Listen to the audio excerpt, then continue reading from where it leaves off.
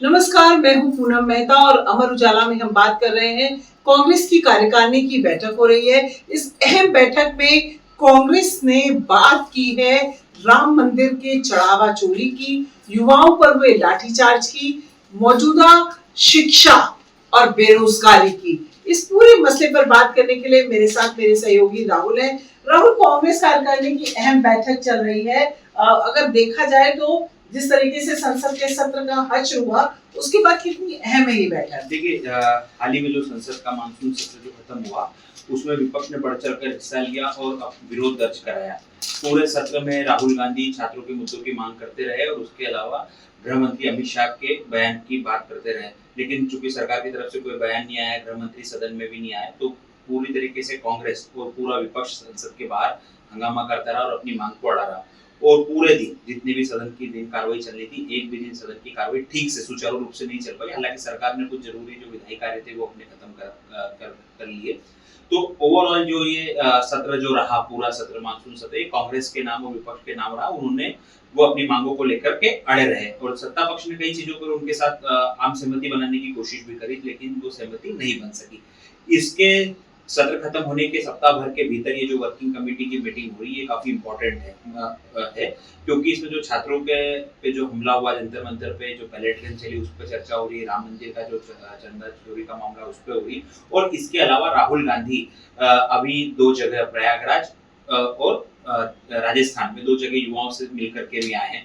उसके बाद हो रही, आगे भी उनके कई कार्यक्रम लगे हुए हैं। तो इस बीच में जो पूरी चर्चा हो रही है काफी महत्वपूर्ण है। आगे कांग्रेस पार्टी क्या करने जा रही है, उसका भी रोड मैप तैयार होगा। मैं आपसे भी ये जानना चाहूंगा कि आज जो ये चर्चा हो रही है, इसमें कुछ 5 या 7 ऐसे कौन से महत्वपूर्ण बिंदु हैं जो निकल कर आए हैं और जिसपे पार्टी अब आगे काम करेंगी? देखिए, अभी जो राष्ट्रीय अध्यक्ष है मल्लिकार्जुन खड़गे, उन्होंने इस बैठक में साफ तौर पर कहा कि जिस तरीके से संसद का सत्र हुआ और उसमें विपक्ष ने एकजुटता के साथ ट्रेजरी बेंच को न केवल सबक सिखाया बल्कि अपने मुद्दों की बात की। उन्होंने युवाओं पर पैलेट गन और हमले की बात की। उन्होंने पेपर लीक के साथ कहा कि मौजूदा जो शिक्षा प्रणाली है वो पूरी तरह से ध्वस्त हो गई है। इसके लिए कांग्रेस को चाहिए कि वो युवा परक और रोजगार परक शिक्षा का प्रारूप का खाका लेकर आए। साथ ही युवाओं के साथ साथ महिला सशक्तिकरण की बात उन्होंने की। उन्होंने ये भी कहा कि कांग्रेस के जमाने में ही विवेकानंद जयंती पर युवा दिवस मनाने की जो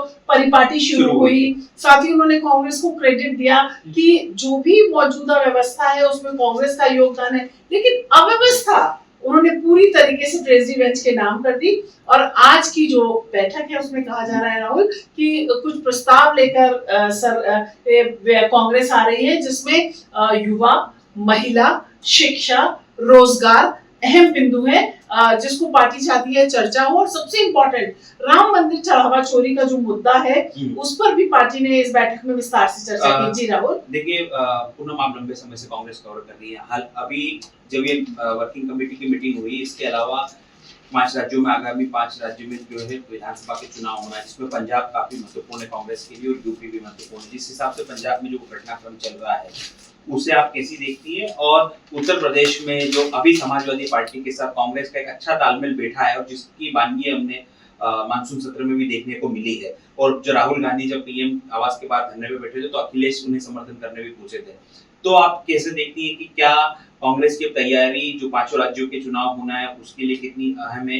क्या पार्टी इन राज्यों में भी कुछ छोटे दलों के साथ गठबंधन पर या उत्तर प्रदेश में सपा के साथ गठबंधन पर विचार कर रही है और कहाँ क्या स्टेटस है? क्या इन मुद्दों पर भी चर्चा हो रही है? देखिए राहुल, ये जो 5 राज्यों के चुनाव है इसमें ये समझना जरूरी है, पार्टी दो तरफा तैयारी मतलब एक तो वो किस तरीके से छोटे दल, क्षेत्रीय दलों के साथ जाएगी, उसको लेकर अलग रणनीति पर काम हो रहा है। और पार्टी भीतर खाने अपनी रणनीति पर कार्य कर रही है। जो मेरी बात हुई पार्टी के कुछ आला नेताओं से, उन्होंने राहुल बताया कि कांग्रेस ने उत्तर प्रदेश, उत्तराखंड, गोवा, पंजाब और मणिपुर राज्यवार रणनीति तय की है। जैसे उत्तर प्रदेश में उन्होंने उत्तर प्रदेश में अपना फोकस रखा है दलित, मुस्लिम और ब्राह्मण।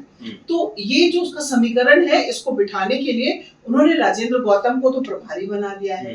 प्रदेश अध्यक्ष अजय राय हैं जो खुद को भूमिया लेकिन ब्राह्मण कहते हैं। और मुस्लिमों को रिझाने के लिए आपने देखा होगा कि जिस तरीके से पार्टी ने अपने जो खास तौर पर सांसद चुनकर आए हैं उत्तर प्रदेश से, उनको मुखरवक्ता कर दिया है। तो पार्टी इस रणनीति पर काम कर रही है। उत्तराखंड में पार्टी काम कर रही है महिला सशक्तिकरण, कानून व्यवस्था और मौजूदा सरकार की नाकामियां। तो उसमें अंकिता भंडारी के परिजनों से राहुल गांधी थोड़े दिन पहले मिले, वो छात्रों की गूंज वहां पे की। मल्लिकार्जुन खड़गे गए, उसके बाद उनका शुद्धिकरण हुआ, उस पर उन्होंने दलित मुद्दा उठा लिया।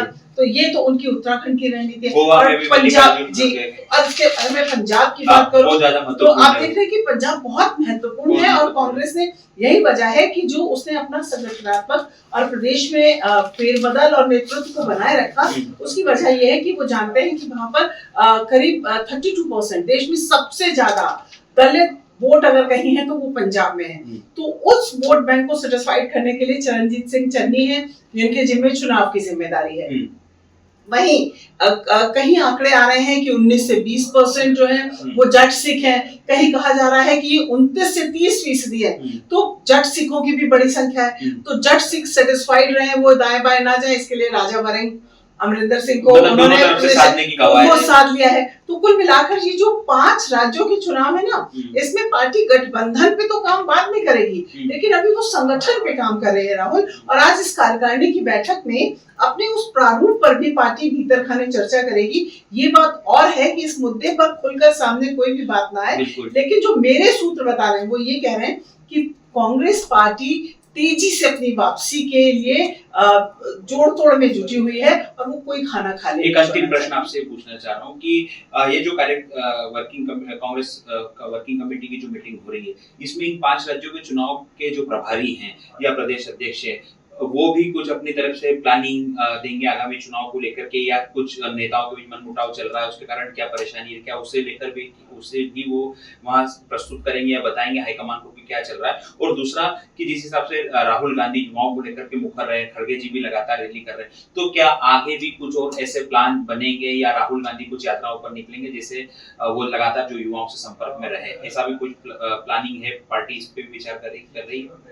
देखिए, वो जो मेरी जानकारी है उसके मुताबिक राहुल गांधी जो छात्रों की गूंज है उसको लेकर आगे जाएंगे। अगला छात्रों की गूंज 20 तारीख को पुणे में होगा और उसके बाद ये कहा जा रहा है कि वो जो चुनावी राज्य हैं वहां पर फोकस करेंगे। साथ ही जिस तरीके से राहुल ने भारत जोड़ो यात्रा निकाली थी, कांग्रेस पार्टी बहुत तेजी से विचार कर रही है कि संगठन स्तर पर इसी तरह के आयोजन किए जाएं, छोटे-छोटे आयोजन किए जाएं ताकि कार्यकर्ता चार्ज होते रहें। जी, उत्तर प्रदेश में उसने दलित पंचायत शुरू कर रखी है। इसी तरीके से अगर मैं पंजाब की बात करूं तो मेरा बूथ सबसे मजबूत 31 जुलाई से चल रहा है।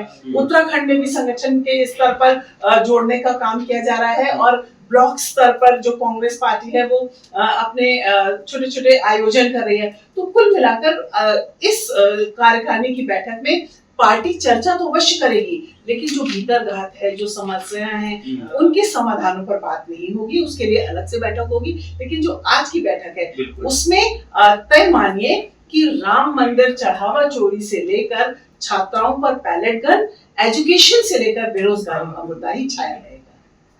तो राहुल के साथ इस अंक में अब तक इतनी सी बात, पर क्या है कांग्रेस की रणनीति की बिसात पर मोहरों की चाल, ये देखने के लिए आप बने रहिए अमर उजाला के साथ। मेरे कैमरा पर्सन जाकिर और मुझे दीजिए इजाजत। नमस्कार। अगर आप ये वीडियो YouTube पर देख रहे हैं तो हमारे चैनल को सब्सक्राइब कर बेल आइकन दबाएं और Facebook पर देख रहे हैं तो हमारे पेज को लाइक करें।